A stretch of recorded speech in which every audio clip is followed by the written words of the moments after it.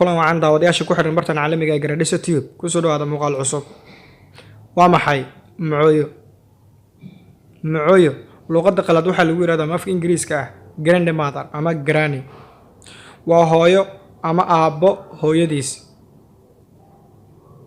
Mucooyo waa waalidka labaad waxaana lamaane la ah awoowe. Dadku inta badan waxay isku qaldaan mucooyo iyo ayeeyo, laakiin waa laba qof oo kala duwan.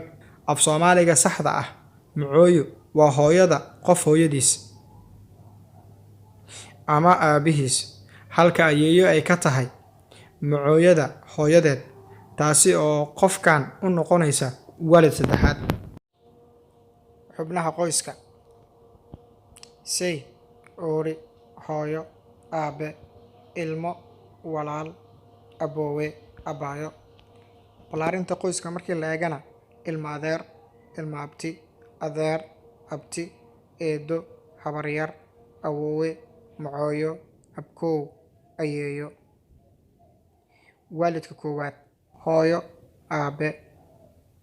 Waalidka labaad: adeer, abti, eedo, habaryar. Waalidka saddexaad halkan sidaan ka aragno waa awoowe iyo mucooyo, ayeeyo iyo abkoow. Farqiga ku jira adinka idin deynaya. Anigu jawaabtu waan haleelay hadda sidaan ugu wareeray, laakiin adinka idin deynaya reactionkiina iyo falcelinta comment-ga aad ka soo bixisaan kadib iyo jawaabta saxda ayaan isku soo laaban doonaa.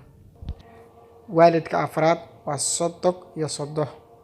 Walaalaha kuwaad markaynu eegnana aboowe iyo abaaye. Walaalaha labaad ee soo gali kara ilma adeer, ilma abti, habar wadaag. Walaalaha saddexaadna seediga, dumaashiga iyo wixii la mid ah.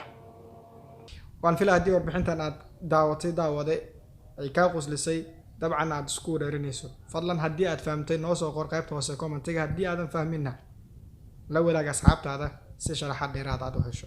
mahadsanid.